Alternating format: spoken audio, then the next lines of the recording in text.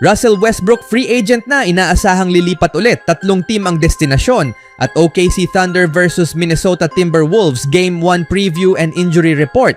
Hanap ng Wolves na manakaw ang opening game sa series. Si Russell Westbrook ay isa sa mga pinaka-controversial na personalidad sa basketball. Siya ang hari ng triple-double, may hawak ng NBA record na 200 at 3 triple-doubles sa kabuuan ng kanyang career. Ang produkto ng UCLA ay kilala sa kanyang kakayahang punuin ang stat sheet, dahilan upang makuha niya ang MVP at maituring bilang isa sa mga pinakadakilang point guard sa kasaysayan ng NBA. Gayunpaman, nitong mga nakaraang taon marami ang tila isinantabi na si Westbrook. Sa katunayan, naglaro na siya para sa 5 iba't ibang teams sa loob ng 6 na taon mula nang umalis siya sa Oklahoma City Thunder. Palipat-lipat man siya ng team, tila nahanap na niya ang kanyang tahanan sa Denver Nuggets.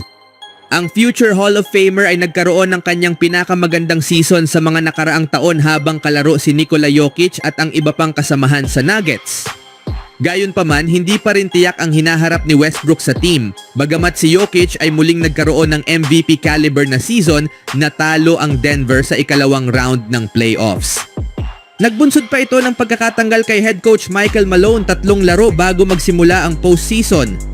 May player option si Westbrook sa kanyang kontrata para sa susunod na season at malaki ang posibilidad na pipiliin niya ito dahil mas bumagay siya sa sistema ng Nuggets kumpara sa ibang team na pinaglaruan niya kamakailan.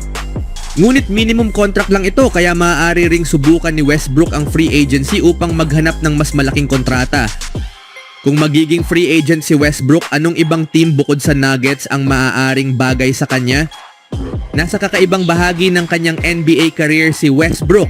Bagamat isa na siyang alamat ng liga, hindi siya madaling isingit sa maraming team. Halimbawa, naghahangad pa rin si Westbrook ng kanyang unang championship kaya malabong sumali siya sa team na nasa rebuilding phase. Sa kabilang banda, ang mga contending teams ay kadalasang may matatag ng core at maaaring hindi gustong isugal sa kanya. May ilan namang contenders na pwedeng pagbagayan niya ngunit wala pa ring mas babagay kaysa sa pananatili niya sa Denver.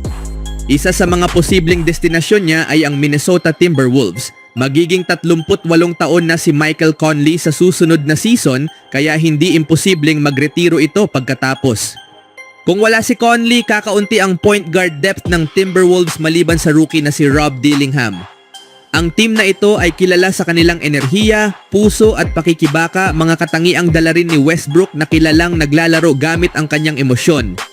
Bukod pa rito, nagpakita si Westbrook ng mahusay na depensa habang nasa Nuggets kaya dagdag lakas ito para sa Timberwolves.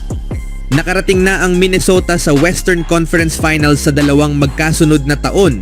Ngunit kung hindi pa rin sila makapasok sa finals, maaaring magdagdag sila ng pirasong makakapagpabago ng laro. Maaaring siya ang missing piece na hinahanap nila. Madali ring batikusin si Westbrook ng media at fans pero palagi siyang ipinagtatanggol ng kanyang mga teammates sa Nuggets. Walang nagdududa sa kanyang sipag, determinasyon at competitive spirit dahilan kung bakit bagay din siya sa Miami Heat. Ang estilo ni Russell Westbrook ay angkop sa Heat culture ng Miami. Bagamat hindi palaging tumama ang kanyang shots, patuloy siyang nagbibigay problema sa depensa at bumuti ang 3-point shooting niya. Ang murang kontrata ni Westbrook ay isang magandang option para sa Heat. Sa Nuggets, aktibo siya sa depensa at mahusay sa opensa. Kung lilipat siya sa Golden State Warriors dahil naroon si Stephen Curry, ang pinakamahusay na shooter sa kasaysayan ng NBA. Maaaring gampanan ni Westbrook ang papel ni Draymond Green, mag-initiate ng opensa at magbigay ng screen para kay Curry. Maaaring hindi ideal na sabay silang nasa court ni Green, ngunit hindi na rin kailangan ni Westbrook maglaro ng starter minutes. Maaari siyang maging small ball option kapag nagpapahinga si Green. Ano sa tingin niyo mga kaibigan? Sa kabilang balita, nagsimula ang NBA postseason na may 16 na teams at ngayon ay 4 na lang ang natitira habang nagbubukas ang Western Conference Finals sa pagtapat ng Minnesota Timberwolves laban sa Oklahoma City Thunder sa Game 1 ng kanilang Best of 7 series bukas sa home court ng Thunder. Tinalo ng Minnesota ang Golden State Warriors sa loob lamang ng 5 laro. Tinapos ito sa panalo sa kanilang tahanan noong Huwebes. Samantala, pinatalsik ng Oklahoma City ang Denver Nuggets sa pamamagitan ng dominanteng panalo sa Game 7 nitong Lunes. Sa all-time regular season series ng dalawang team, may kalamangan ng Thunder ngunit naging pantay ang laban nila ngayong season. Nakuha ng Timberwolves ang huling panalo sa overtime. Isang beses pa lamang sila nagkaharap sa playoffs noong 1998 Western Conference Playoffs kung saan nanaig ang dating Seattle Supersonics laban sa Minnesota sa first round.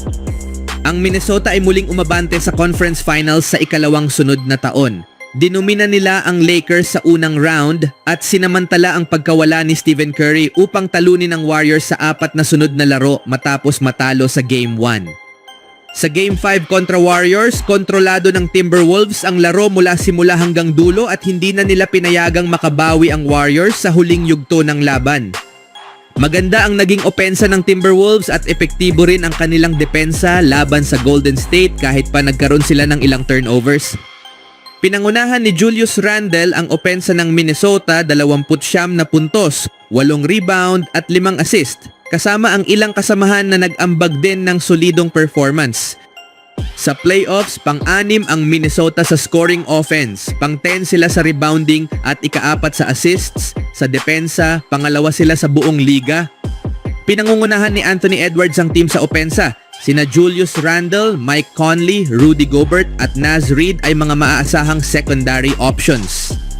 Kasama rin sa rotation sina Jaden McDaniels, Nickeil Alexander-Walker, Joe Ingles, Rob Dillingham, Donte DiVincenzo at Luka Garza. Pang-4 ang Timberwolves sa field goal percentage at pang-9 sa 3-pointers made per game. Ika-10 sila sa 30%, sa free throw line ika-8 sila.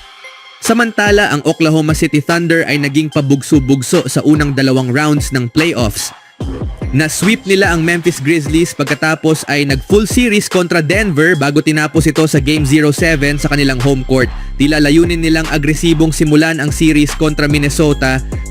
Sa laban kontra Denver, kahit nahuli ng maaga ang Thunder, mabilis silang nakabawi at kinuha ang kontrol sa ikalawang quarter. Pagkatapos makuha ang kalamangan sa halftime, hindi na nila pinahayaang makadikit pa ang kalaban hanggang sa dulo ng laro. Maganda ang opensa at depensa ng Thunder sa panalong ito, pinangunahan ni SGA. Sa buong postseason, kabilang sila sa mga pinakamahusay sa liga sa scoring, rebounds, assists at depensa. Si Shai ang pangunahing leader ng OKC, sinusuportahan ng mga key players tulad ni Jalen Williams, Chet Holmgren at iba pang kasamahan sa rotation. Ang team ay umaasa sa kontribusyon ng iba't ibang player para sa kanilang tagumpay. Ang Thunder ay malakas sa field goal percentage at threes made per game, ngunit may ilang pag-asa pa sa kanilang 3-point shooting percentage. Maganda rin ang kanilang performance sa free throw line. Ang seryeng ito ay inaasahang magiging matinding bakbakan sa pagitan ng dalawang depensibong team. Ang Timberwolves ang pangalawa sa buong liga sa postseason defense kasunod sa Boston habang ika-4 naman ang Thunder. Magiging interesante ang sagupaan ng mga Stars. 3 sa 4 na laro nila ngayong season ay naitapos sa 8 puntos o mas kaunti ang agwat kaya inaasahang magiging dikit ang laban na ito. Ano ang masasabi niyo mga kaibigan?